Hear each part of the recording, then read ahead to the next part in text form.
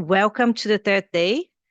This is the last day of our Mapineq Link webinar series, a three-part lunchtime event designed to introduce you to the Mapineq Link, a new interactive geospatial tool for visualizing population and inequality indicators at the local level. The Mapineq Link is a tool created in the framework of the EU-funded Mapineq project, led by Professor Yanni Arola at the University of Turku. Today, you will participate in the technical exploration of the API and uncover ways to integrate Mapineq data into your own systems for deeper analysis. Dr. Douglas Leasure will guide us today. He's a senior researcher and data scientist at the Leverhulme Center for Demographic Science at the University of Oxford. Professor Melinda Mills is also here with us. She's the director of the Leverhulme Center and also professor of data science and public health policy at the University of Groningen, among many other affiliations she has. So she's with us and will also take an active role in the discussions. Doug, the floor is yours. Okay, thank you, Daniela. Let me just share my screen. If you could please just confirm that you can see my screen. Yes. Okay, thank you. So hello, everybody. And I just want to start by saying thank you for coming. If you've attended the previous webinars, I just want to say welcome back. And if this is the first one you're coming to, thanks for joining us. What we'll be talking about today is the Mapineq API, or Application Programming Interface. So this sounds like a mouthful, and if you don't know what that is, that's okay. I'm going to explain it and try to walk you through how this can be useful for you and your work. Before I get started, I want to take just a moment to acknowledge the Geodienst group at the University of Groningen, who have really been instrumental in developing the Mapineq dashboard and the API that I'll be presenting today. Okay, so we've done, as Daniela said, we've done 3 days of webinars, and on the first day, Professor Melinda Mills was walking us through an overview of the project, where our goal is to take traditional inequality indicators and link them with non-traditional data sources. These are things from remote sensing or digital trace data, and to put that onto the map to explore inequalities spatially. And Melinda showed us a few case studies that we're highlighting on our website, trying to tell stories through these data sets and data relationships. Yesterday, I see many of you that I recognize from yesterday. We walked through the Mapineq interactive dashboard, which is an interactive mapping tool that allows you to search the Mapineq database, put data onto the map, and explore relationships between data sets. And then today we'll talk about the API, which is a tool to automate that access to the database. Before we dive into the API, I want to do a bit of a recap of the dashboard to set the stage for what the API is actually doing behind the scenes. So I've made just a short video loop of the dashboard in action, and so I'm going to bring this up, and I just want to kind of talk you through this. And if this is your first day joining, this will be a nice, quick kind of recap of what we showed yesterday. So from our Mapineq website, you can open up the dashboard, where this allows you to search through the database, select variables that you're interested in, like I'm showing selecting internet speed here, choose some options associated with those variables, like the year of the data and so on, and pretty quickly put that data onto the map. You can then, on the map, look at kind of spatial variation, in this case of internet speeds. Now, the tool allows you to then select a second variable to start exploring relationships between data sets. And here I'm looking at the relationship between internet speed and youth unemployment, and then putting that on the map so you can see the locations that have faster internet speeds and lower youth unemployment, like some of these regions of the Netherlands, and see how those individual data points are distributed across the map. So this is the basic idea of the dashboard, is to search through a diverse set of data sources, find relationships you find interesting, and then you can export that data as a CSV that you can then use for further analysis. So this basic process is quite easy to do through the dashboard. So this is just a point and click mechanism. I'm just going to loop through this one more time. So each time that you click on one of these options, in the background, the API is feeding information into the dashboard about what years are available for a specific data set, which data sets there are in the data catalog overall, and what these various options are that are specific to these individual variables.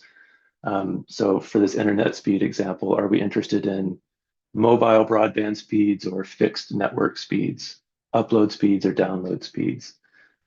For youth unemployment, what are the filters available, like age, sex, and things like this? So the API is the tool in the background that's feeding all that information into the dashboard and then ultimately providing the data that's put onto the map that you're seeing here. When you get to the stage of wanting to export data from the dashboard, this point and click mechanism is great if you just want to export a few data sets. But if you want to export more than that, it can become cumbersome. So this is where the API comes in. Okay, so I just wanted to kind of give you that recap of what the dashboard is doing before we start talking about the API, excuse me, so that you kind of have a picture in your mind of what the data look like and what the API is doing in the background. Okay, so the most important question that you might be asking is, what exactly is an API to begin with? And maybe even more important than that question, why do I care about an API? If you don't know what this is, you may be thinking, is this something that I actually need, or is this providing something that I can't get in other ways?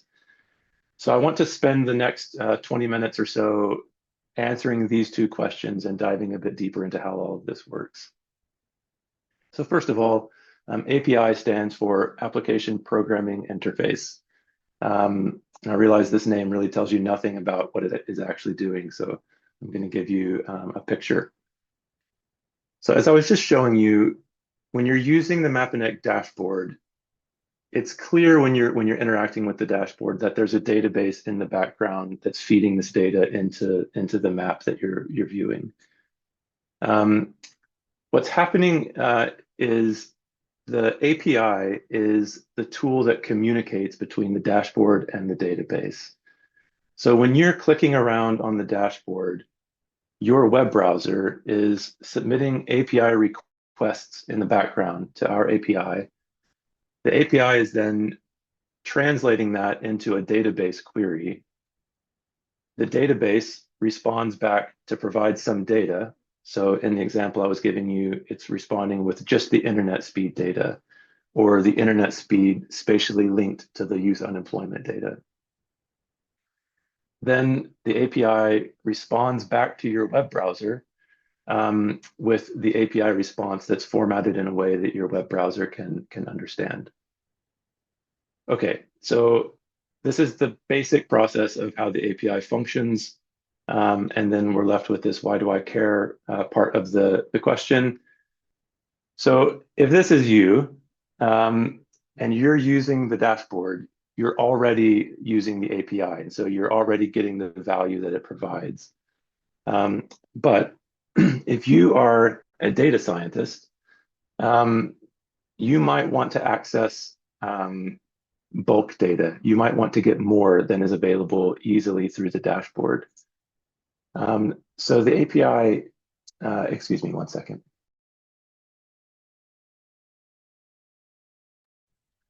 So the API is the tool that you can use as a data scientist to directly query through the API to retrieve data from our database. You might want to do this from R or from Python or another programming language where you can automate these data requests. You might be a web developer, or you might be someone who has a website and you want to hire a web developer to do this for you. The API allows you to integrate kind of interactive mapping tools or other data interactions into your own website, like what we've done on our own dashboard, but perhaps on a smaller scale. Say you want to highlight just one or two data relationships that are relevant to your own website. The API is the tool that will allow you to do that. And then lastly, maybe you're a teacher. So APIs are becoming a very widespread and indispensable resource for accessing big data that's available across the internet. So teaching how these work is quite valuable for students. And the Mapineq API specifically allows students to get their hands on kind of a variety of different types of data that can be a really nice teaching tool. Okay, so if we come to the Mapineq website and you scroll down, you'll find this section titled How to Use Mapineq. And there's an API deep dive option. If you click on that, it's going to bring you through to some technical documentation that explains how to use our API. One of my goals for today is to kind of walk you through this in enough at a high level to give you the information you would need to understand kind of the components of this technical documentation. So I'm gonna give you some vocabulary and give you some examples of how this works, so that you can come back later and more easily understand this documentation. So first of all, the API has a number of what are called endpoints or functions. Let me see if I can bring up a laser pointer. So these endpoints are listed here. And each one of these can be used to get different types of data out of the database. And so what I want to do is just highlight one of these to give you an example. So I'm going to look at this get source by nuts level.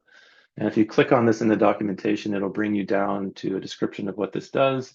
And just really brief kind of technical details. So what this does is it will give you a list of available data sources at a specific nuts level or a specific geographic level. Each of these endpoints have some parameters. So this one, it has this one parameter called level. So you need to tell it which nuts level you're interested in. The documentation will give you a short example of what the response would be from this endpoint. And don't worry, I'm going to talk you through this in a little while. And it'll give you an example API call, which is this big, confusing looking URL. So in a minute, I'm going to break this down so you can kind of understand what's in there, because it's not as complicated as it looks. But before we do that, I want to bring you back to the dashboard. And remember that endpoint that I just showed you gives you a list of data that are available at a specific nuts level. So in the dashboard, when we start using it, the first thing we need to do is select a geographic level, a nuts level. So here I've already selected nuts level 2. And then when I come down to this select table box, I click that. It gives me a drop-down that has 162 data sets listed in it. So that list is coming from this API endpoint. And so I want to walk you through how to use that endpoint manually so that you can understand how you can then link that back to getting that information into R or Python or other analyses. Okay, so what I've done, I've taken that example API call from the documentation and I've just put it into my web browser here. So these API requests that we make, you can just put them into the address bar of your web browser and see what the response would be from the API. So I'm going to do that just so you can kind of see how it works. There's several components of this URL, and I want to break them down. So I'm going to zoom in on that. The first bit of the URL, HTTP, this is just telling our web browser what protocol or language we want to use to communicate with the API or whatever website we're going to. So we're using a hypertext transfer protocol, HTTP, just like any other website. This next bit is the host name of our API, api.mapineq.org, or the domain name, as it's sometimes called. This long bit is just identifying the endpoint that we want to communicate with. So I've just been showing you some examples of this get source by nuts level endpoint, which just lists the data sources available at a given nuts level. So we're going to continue with that example. So I've just put that endpoint into the browser. And then everything after the question mark are the parameters that are required by this API endpoint. So we need to tell it which nuts level are we interested in, and then we can provide a limit to tell it we don't want any more than 500 data sources to be returned to us. Okay, so those are the components of any API request. And so we always have an endpoint that we need to define and some parameters that we need to provide values for. And that'll be kind of the common thread across these different examples I'm going to give you. Okay, so let's put that into our web browser. And I go to that URL, and this is what I get back. So this is this terrifying looking jumble of text. But this is a machine readable format that's called JSON format. And my browser knows how to interpret this. And so if I just click on this JSON button in my browser, it'll make this a bit nicer to look at. So I'm going to do that. So now we see that the API has responded to us. And what it's giving us is just a list of the individual data sources that are available at the nuts2 level. And so each data source is an item in the response. It's giving us a description of that item, the resource identifier for that item, and then a short description, which is just the first 20 characters of the full description. So what we're getting here is just a list of all the data sets available. Okay, I've done this in my browser just to show you kind of how this works and that it's really the same as going to any other web address, except for you're just getting a text-based JSON response back. But what we really want to be doing is submitting these API requests from R or Python or from JavaScript if you're developing a website. So I want to give you an example of querying the same API endpoint from R and Python.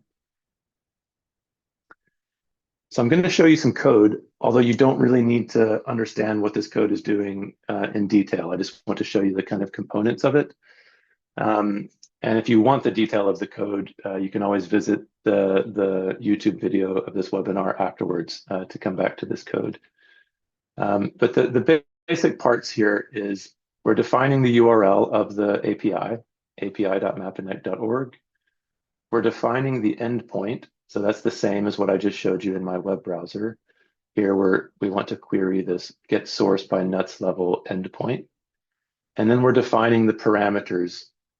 So we want to look for data at nuts level 2, and we don't want any more than 500 data sets returned to us. The rest of the code just submits that API request, gets the response, and then formats that response for us. So I'm just giving you this example in R. You can do the exact same thing in Python. So this is what the Python code would look like. It's very similar. When you run this code from either R or Python, this is what you get back. So you're getting back a data frame that has the full Mapineq data catalog listed out at the nuts2 level. And so now I hope you're seeing that if you're doing an analysis in R, this is giving you a bit more flexibility. So you now can search through that data catalog in whatever way suits you to find the data sets that you're looking for. And importantly, you can automate that process.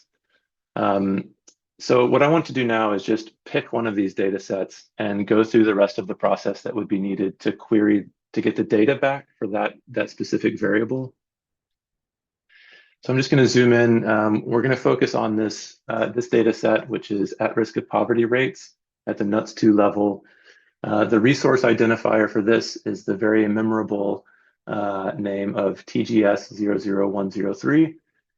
This is just the resource ID from Eurostat. So we've kept the same resource ID as Eurostat is using. Okay, so this is what we want to look at a little bit further. So we're going to go now to how do we get more information about that specific data set. So remember, if we're back in the dashboard, what we're doing essentially is we're selecting this data set at risk of poverty rate, TGS00103. So we're going to select that data set. And the dashboard allows us to very quickly visualize that data set.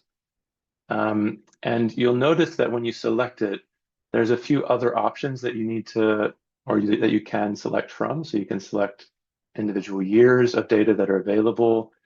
And then there's these filters, so time, frequency, unit of measure, which in this case, I've selected it as a simple example. There's only one value for these two filters, so there's not options to select there.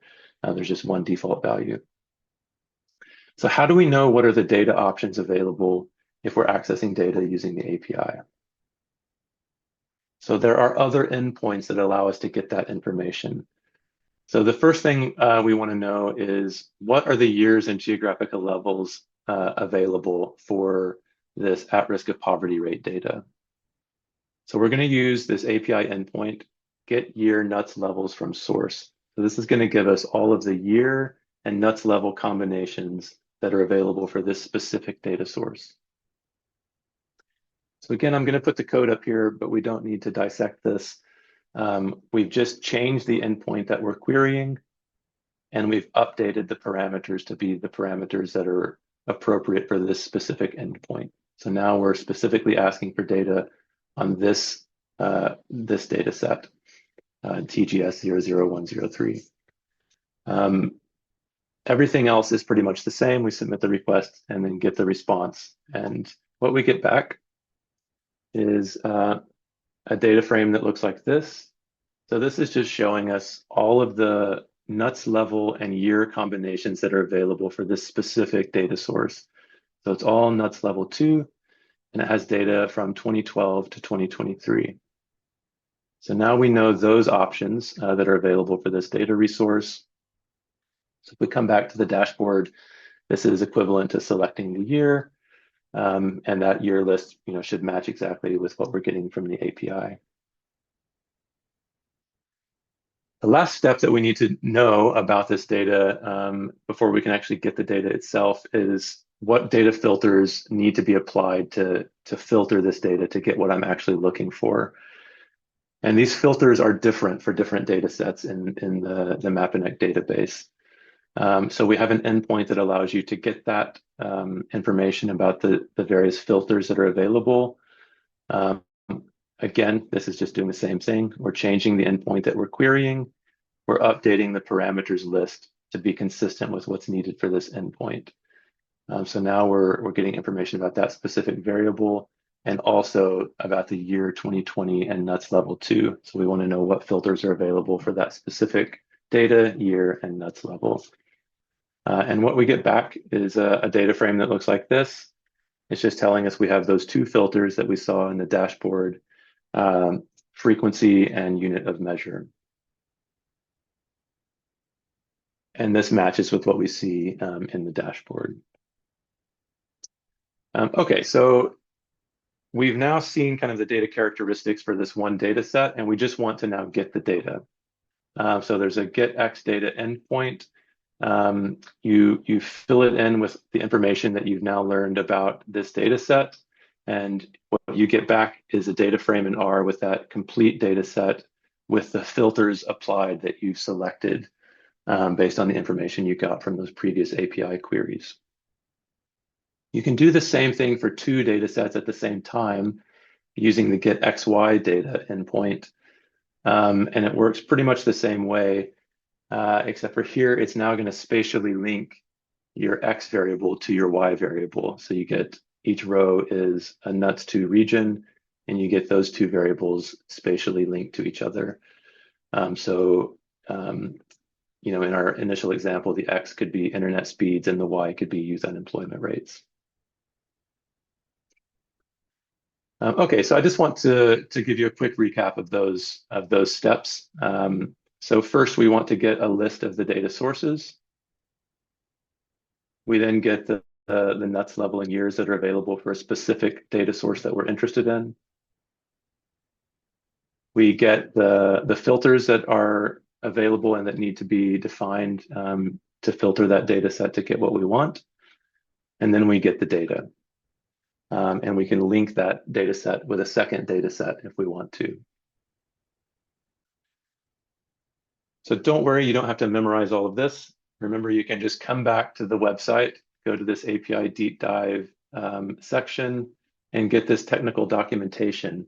And I'm hoping that having seen this, this presentation, it'll be a bit easier to navigate this technical documentation when you come back to it.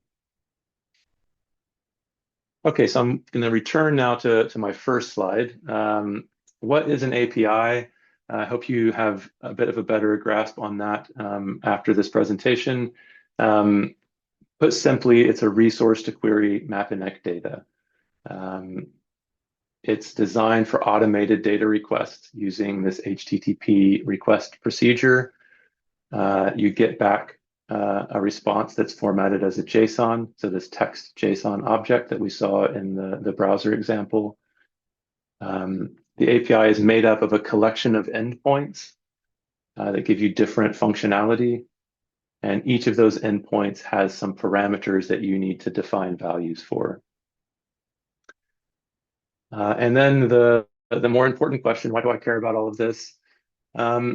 Basically, this just allows you to kind of level up your access to Mapineq data and get data in an automated way and to get more data into your analysis or your website. You can explore the data catalog from R or Python or your preferred programming language. This opens up the possibility of creating your own interactive tools on your website that are pulling from the Mapineq database. One of my favorite things about using APIs in general is it makes your data analysis easily reproducible. So if you write code that pulls data from our database and then you analyze that data, you can just give that code to someone else without needing any data, and they'll be pulling the exact same data from the database, which is a nice reproducible workflow. This can be a super valuable teaching tool. As I mentioned, this type of data access is becoming really ubiquitous in all of the big data that are available out there. We've built this tool in a way with free open source software. So we will soon be making our GitHub repository public, so you can see kind of behind the scenes how this is all built. You can help us improve it, or you can copy it and use it to make your own API and database. And last, we're using FAIR principles. So this is a citable resource that's findable, accessible, interoperable, reproducible. We've really tried to focus on this interoperability using standard API format, using this JSON response format, and working to integrate standard formats for statistical data and metadata. I just want to end with a few words on next steps. So we want to take kind of these code examples that I've just quickly shown you today and work them up as proper tutorials to help you use the API from R and Python. And we are getting close now to a public release of our GitHub repository, which has the source code, not only for the API, but also for the dashboard and all of the database, including some of the scraping code that we've used to pull data into the database. So you can use that to build your own APIs or help us kind of improve our tools. We're working towards compliance with this spatial data and metadata exchange format. This is the format that Eurostat uses. Our database already uses this format, but the API isn't fully compliant yet. we're moving in that direction. And then importantly for you to consider, as a user of the API, are there additional endpoints that would make your life easier? We want to kind of see, how many people use this API tool and what you're using it for to understand where we should invest resources to add some functionality to that to make your workflow work better. And with that, I just want to say thank you all for your time. I hope this was informative. And I think we've got some time, quite a bit of time for questions and discussion. So I'll turn it back over to you, Daniela. Thank you, Doug. Thanks for this fascinating presentation. I had no idea about API, and I'm very happy that I'm here learning with you. So we have a first raised hand here, Egor. Hi, Doug. Thank you for the introduction of this API. That seems extremely useful. I think I have two questions. First is a short one. Do you have any plans on actually providing your own R or Python packages to access the API? And the second is, it's probably somewhere deep in the docs as well, but what are the rate limits, and is the data that we're requesting for the API is already pre-aggregated or not? I'm asking just to understand whether we're stressing the servers a lot when we do a lot of queries and it's better to actually cache the data, or if it's okay to do a lot of queries. Okay, really good questions, and good to see you, Egor. So on your first question, are we planning to release our own R or Python packages to query the API? Not at this point, no. I think this could be quite useful. I think for us, the starting point is to put some good tutorials out there to show people how to use it, and gauge interest and see, how much it's being used and whether it would be, a good path to invest some resources in going a bit further. So yeah, we'll see. On your second question, on rate limits, I don't know the specific rate limits off the top of my head. There is some rate limiting, and there's already some caching happening through a content distribution network. So I would say we're currently in sort of the alpha testing phase of these tools, and now is the time for you as an alpha tester to give it a try, see what happens. I think it should be quite robust to getting some heavy queries, but we would be quite interested to see if problems arise as more people start using it, and we'll just adjust our rate limits on our end to kind of accommodate that. So I would say blast away and let's see what happens. I don't see any more raised hands, so may I follow up with that? So you didn't mention any API keys. So currently the API is, it's completely open, and I think it responds without the API key. Do you envision introducing the API key at some point? I hope we don't have to. It is completely open right now. So there are some advantages using keys where we can understand who's using the API and kind of keep track of how much different people are using it. We've kept it pretty simple for this first step, and it's just completely open. So you can very easily submit queries, and the downside to implementing tokens is that then there's kind of an initial barrier to people being able to access it. So yeah, the short answer is you don't need a token. You're free to just query the API straight away. And yeah, I hope we don't need to go down that path. I'd like to keep it as simple as possible and just make it available for everybody to use. Okay, thanks. Thanks, Igor. Okay, any more questions? Melinda's sharing. Yeah, sorry. I was just going to say, sorry, I covered my camera. So I just wanted to say if anyone wants to test things, and thank you, Igor, those were really good questions. So we're hoping that somebody like you and other people on the call might break the site or do something that would allow us to repair it or see some of the issues.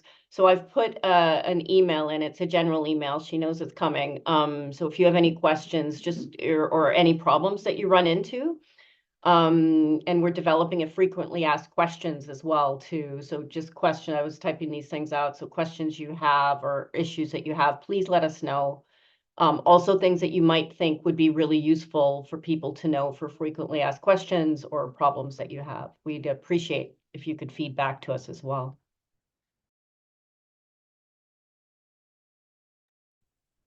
Okay, our audience is very quiet today.